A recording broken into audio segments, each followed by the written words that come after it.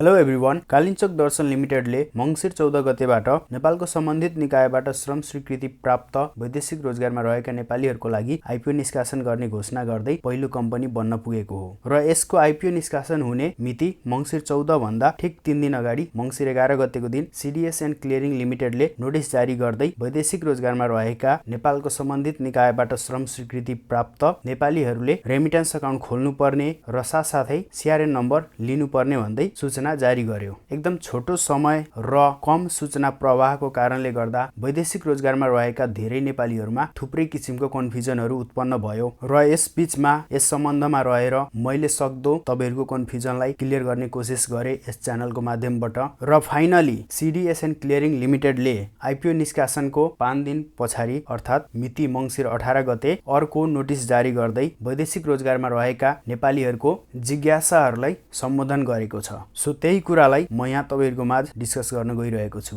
आखिर के छ सीडीएससी को त्यो सम्बोधनमा। सो यहाँनिर मैले डाउनलोड गरेर राखिसकेको छु र यो पढ्दाखेरि मलाई के फिल भयो भने सीडीएस एन्ड क्लियरिङ लिमिटेडले पनि मेरो भिडियो हेर्दो रहेछ जस्तो लाग्यो एकछिनको लागि। बट यसमा केही थप पोइन्टहरू पनि छन् जुन तपाईले जान्न आवश्यक छ र साथसाथै एउटा कामको चीज पनि छ। यदि तपाईहरुलाई आइपिओ भर्नमा कुनै समस्या आइरहेको छ भने त्यस खण्डमा के गर्ने त्यसको बारेमा पनि यो सम्बोधनमा बताइएको छ। सो म पहिले तपाईलाई यो सबै पढेर सुनाउँछु र त्यसपछि आखिर भन्न खोजेको के हो, यसको मिनिङ के हो त्यो पनि सक्दो बुझाउने कोसिस गर्छु मैले बुझेसम्ममा। सो वैदेशिक रोजगारीमा रहेका नेपालीका लागि सार्वजनिक निष्कासन सम्बन्धी जिज्ञासाहरू। क वैदेशिक रोजगारीमा रहेका नेपालीका लागि सार्वजनिक निष्कासन भएका धितोपत्र खरिद गर्न कस्तो व्यवस्था गरिएको छ। उत्तरमा भनिएको छ नेपाल धितोपत्र बोर्डद्वारा जारी धितोपत्र दर्ता तथा निष्कासन नियमावली 2073 को नियम 9 को उपनियम 6 क अनुसार संगठित संस्थाले शेयरको प्रारम्भिक सार्वजनिक निष्कासन गर्दा निष्कासित शेयरको 10% शेयर नेपाल सरकारको सम्बन्धित निकायबाट श्रम स्वीकृति प्राप्त गरी विदेशमा रोजगारी गरिरहेका नेपालीका लागि छुट्याई बाँडफाँड गर्नुपर्ने भन्ने व्यवस्था गरिएको छ। अर्थात् जुन 2073 सालमा धितोपत्र दर्ता तथा निष्कासन नियमावली बनेको थियो त्यसको नियम 9 को उपनियम 6 क अनुसार जुन यो संगठित संस्थाहरू अर्थात् जुनसुकै कम्पनीहरू जुन आइपिओ निष्कासन गर्दैछन् यो जुन यहाँ भनिएको छ नि प्रारम्भिक सार्वजनिक निष्कासन यो नै आइपिओ हो। यसको अर्थ इनिशियल पब्लिक अफरिङ हुन्छ। यो निष्कासन गर्दा निष्कासित शेयरको 10% भनेको जे जति टोटल पब्लिकमा निष्कासन हुँदैछ आइपिओ त्यसको चाहिँ 10%, कम्पनीको 10% होइन पब्लिक निष्कासनको 10%। मानिलिनु पब्लिकमा 1 लाख किता निष्कासन हुँदैछ भने त्यसको 10% कति भयो त 10,000 भनी 10,000 किता भन्न खोजिएको। त्यसपछि भन्छ नेपाल सरकारको सम्बन्धित निकायबाट श्रम स्वीकृति प्राप्त गरी विदेशमा रोजगारी गरिरहेका नेपालीका लागि छुट्याई बाँडफाँड गर्नुपर्ने भन्ने व्यवस्था गरिएको छ। त्यसपछि खमा यो व्यवस्था कहिलेदेखि लागू भएको हो। उत्तरमा भनेको छ नेपाल धितोपत्र बोर्डद्वारा मिति 2079 साल 6 महिना 17 गतेदेखि लागू हुने गरी धितोपत्र निष्कासन तथा बाँडफाँड छैटौं संशोधन निर्देशिका 2079 जारी गरेकोले उक्त मिति पश्चात धितोपत्र सार्वजनिक निष्कासनका लागि अनुमति प्राप्त गर्ने सम्पूर्ण संगठित संस्थाको प्रारम्भिक सार्वजनिक निष्कासनमा यो व्यवस्था लागू हुन्छ। अर्थात् यो मिति पश्चात 2079 साल 6 महिना 17 गते पश्चात जे जति पनि कम्पनीले आइपिओ निष्कासन गर्नेछन् उनीहरूले चाहिँ वैदेशिक रोजगारमा रहेका नेपाल सरकारको सम्बन्धित निकाय श्रम मन्त्रालय भन्न खोजेको यहाँबाट त्यसबाट चाहिँ श्रम स्वीकृति प्राप्त वैदेशिक रोजगारमा रहेका नेपालीहरूको लागि पनि सार्वजनिक निष्कासन गर्नुपर्ने भनेर भनिएको छ। र यो 2079 6-17 पछि चाहिँ के भयो भने बीचमा दशैं तिहार तथा चुनावले गर्दाखेरि बीचमा कुनै पनि कम्पनीले आइपिओ निष्कासन गरेन र एकैचोटि चुनाव पछि निष्कासन गर्न पुग्यो। त्यसपछि गमा भनिएको छ वैदेशिक रोजगारीमा रहेका नेपालीले यस किसिमको निष्कासनमा खरिद आवेदन दिन के मापदण्ड पूरा गर्नुपर्छ। उत्तरमा भनिएको छ वैदेशिक रोजगारीमा रहेका नेपालीको लागि छुट्याइएको धितोपत्रको शेयर खरिद आवेदन दिनका लागि निम्न बमोजिमको मापदण्ड पूरा गरेको हुनुपर्छ। 1 मा भनिएको छ नेपाल धितोपत्र बोर्डबाट अनुमति प्राप्त आश्वा सदस्य बैंक मार्फत आफ्नो नाममा विप्रेषण अर्थात् रेमिटेन्स बचत खाता खोल्नुपर्छ।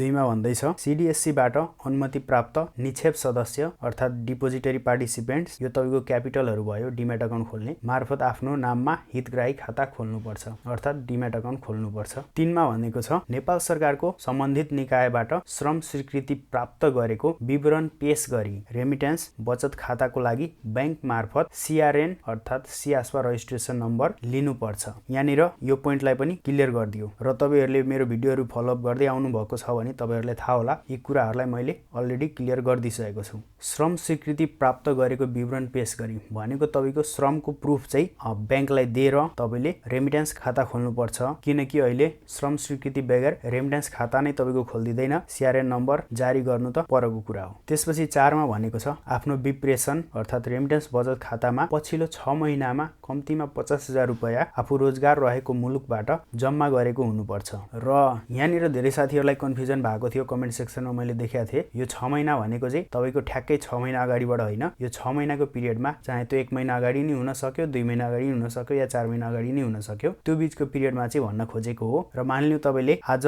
50,000 डिपोजिट गर्नुभयो भने आउने 6 महिनासम्म त्यो 50,000 चाहिँ तपाईँको भ्यालिड रहन्छ होइन। त्यसपछि चाहिँ फेरि तपाईँले 50,000 एड गर्नुपर्ने हुन्छ एलिजिबल हुनलाई। र यो पैसा चाहिँ तपाईँले आफू जुन मुलुकमा रोजगारमा हुनुहुन्छ त्यस मुलुकबाट रेमिट गरेर पठाएको हुनुपर्छ। त्यसपछि भनिएको छ आवेदकले सार्वजनिक निष्कासन हुने अन्तिम मितिभित्र आफू रोजगार रहेको मुलुकबाट रकम जम्मा गरी आवेदन दिन सक्नेछन्। अर्थात् अन्तिम मिति भन्न खोजेको यो सार्वजनिक निष्कासन हुने अन्तिम मिति भनेको यो जस्तो कालिन्चोक दर्शन लिमिटेडको वैदेशिक रोजगारमा रहेकाको लागि कहिलेसम्म जारी गरेको हो त मङ्सिर 14 देखि मङ्सिर 28 सम्म। मङ्सिर 28 भनेको अन्तिम मिति भयो। त्यस मितिभित्र आफू रोजगार रहेको मुलुकबाट रकम जम्मा गरी आवेदन दिन सक्नेछन्। यहाँनिर चाहिँ के क्लियर हुनुपर्छ भने ब्याङ्कले तपाईँको सीआरएन नम्बर जारी गर्नु पूर्व नै तपाईँको अकाउन्टमा 50,000 खोज्छ। त्यो नभइकन जारी गर्दैन, रजिस्टर गर्दैन तपाईँको सियासपा होइन। सो यो फर्स्ट टर्मको लागि चाहिँ तपाईँले पैसा पठाएकै हुनुपर्ने रहेछ होइन।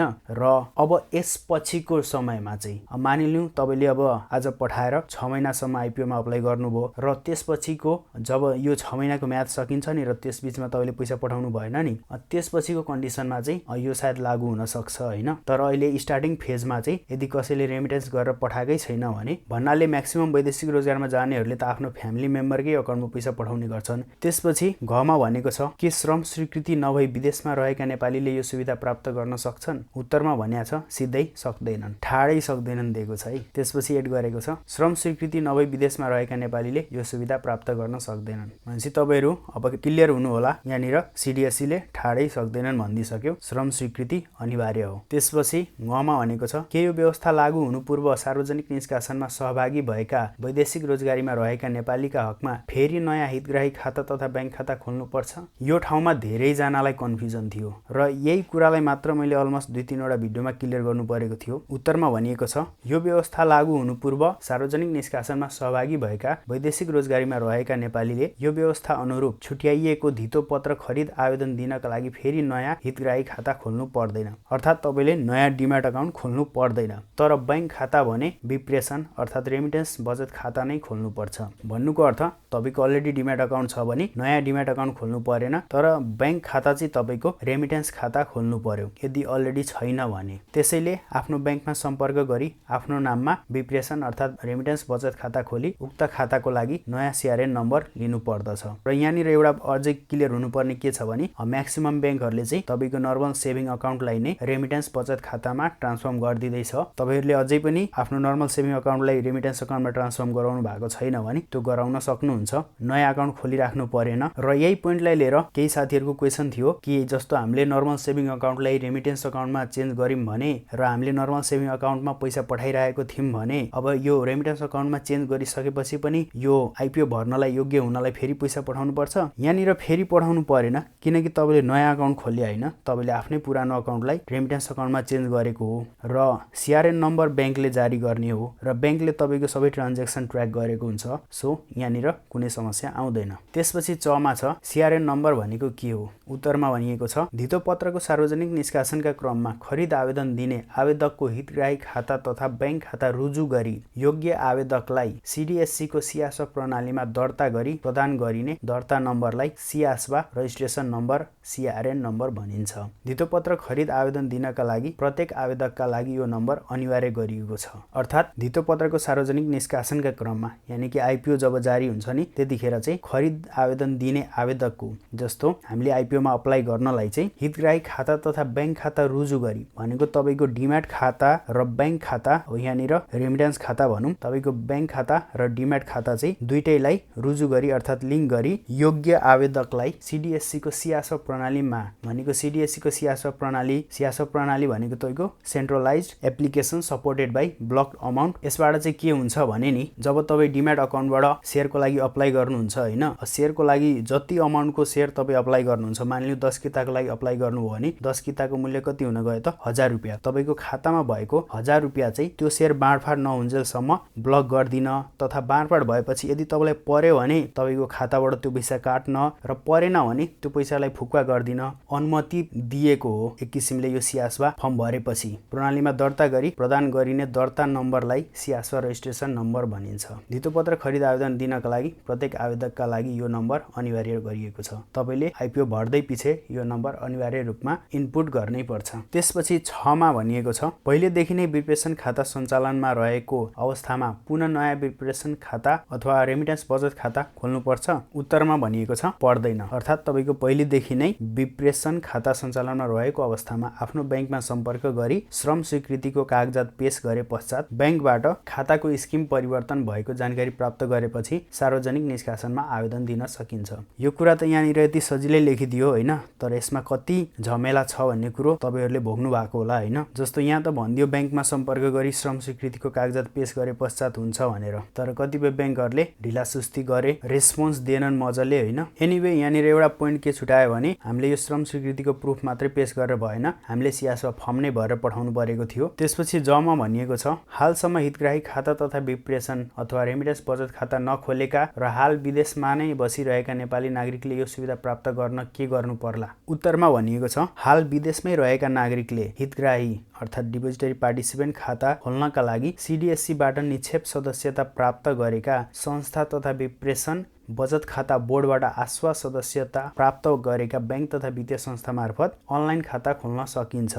यसका लागि आफूलाई पाएक पर्ने बैंक तथा वित्तीय संस्थाको वेबसाइटमा उपलब्ध गराइएको विद्युतीय माध्यमको प्रयोग गरी खाता खोल्न सकिन्छ। तपाईले त यो सजिलै भनिदिनु भयो कि यसरी वेबसाइटबाट अनलाइनबाट खाता खोल्न सकिन्छ, तर खाताको लागि हामीले एप्लिकेसन भरेर मात्र भएन, भिडियो भेरिफिकेसन गरिसके पश्चात पनि बैंकहरुले हाम्रो युजर आइडी पठाएको छैन, त्यसपछिका प्रोसेसमा पनि चासो दिएको छैन। यसप्रति चाहिँ के त्यसको बारेमा पनि यहाँ तल बताइएको छ है, वेट गर्नु होला। झमा भनिएको छ के विप्रेसन बचत खातामा स्वदेशबाट नै रकम जम्मा गरेर खरिद आवेदन दिन पाइन्छ। यहाँनिर चाहिँ एउटा इम्पोर्टेन्ट पोइन्ट छ है, पाइँदैन भनेको छ। अर्थात् तपाईको रेमिटेन्स बचत खातामा चाहिँ स्वदेशबाट नै रकम जम्मा गरेर चाहिँ आवेदन दिन पाइँदैन। र त्यसपछि भनेको छ वैदेशिक रोजगारीमा रहेका नेपालीका लागि छुट्याइएको धितोपत्र खरिद आवेदन दिनका लागि विदेशबाट आफ्नो विप्रेसन बचत खातामा जम्मा गरेको रकम सीमाभित्र, नोट गर्नुस् है, सीमाभित्र रही धितोपत्रको निष्कासनमा खरिद आवेदन दिन पाइन्छ।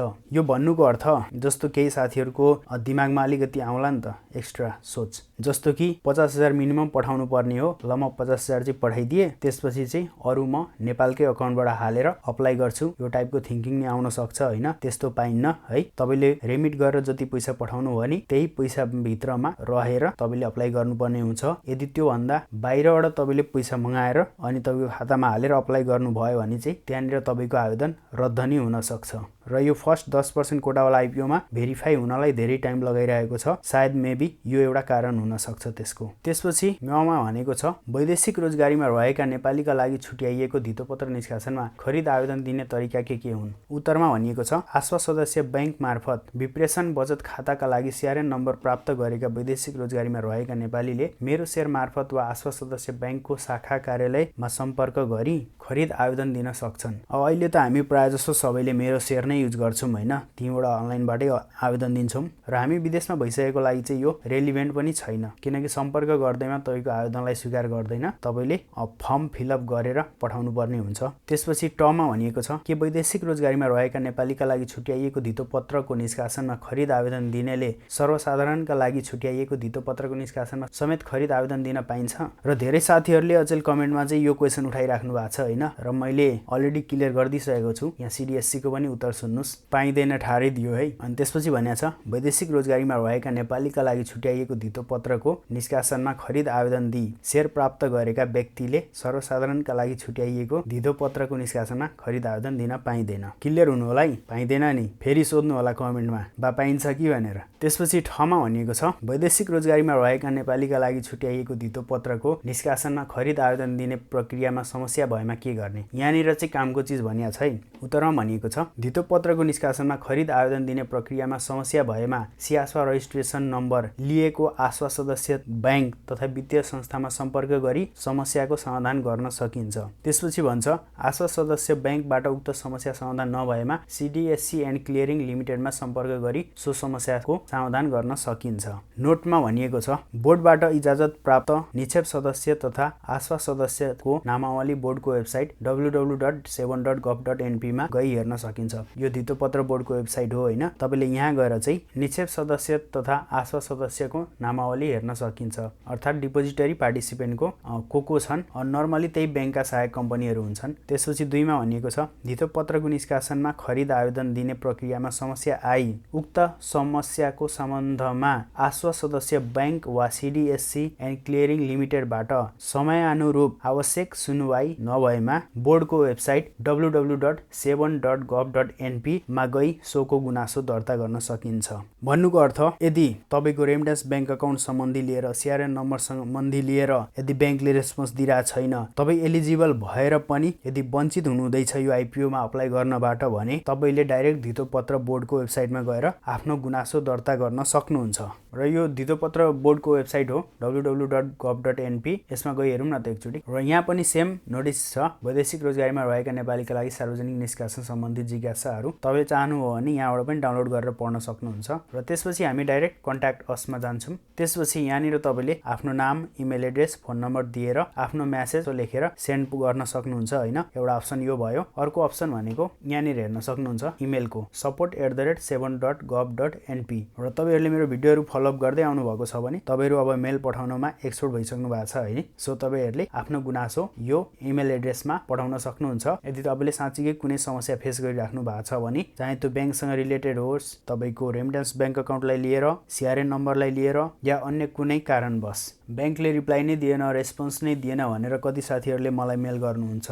हेर्नु साथीहरु, मेरो हातमा केही छैन हैन। यदि पावर कसैको हातमा छ भने त्यो धितोपत्र बोर्ड। सो तपाईहरुले डाइरेक्ट उहाँलाई मेल पठाउनुस् हैन। र मलाई धितोपत्र बोर्डमाथि विश्वास छ, धितोपत्र बोर्डको चेयरम्यान राजेश कुमार हमालजी माथि पनि विश्वास छ कि हाम्रो समस्या हल हुन्छ। यदि भन्दै बिदा चाहन्छु। हस्त, धन्यवाद।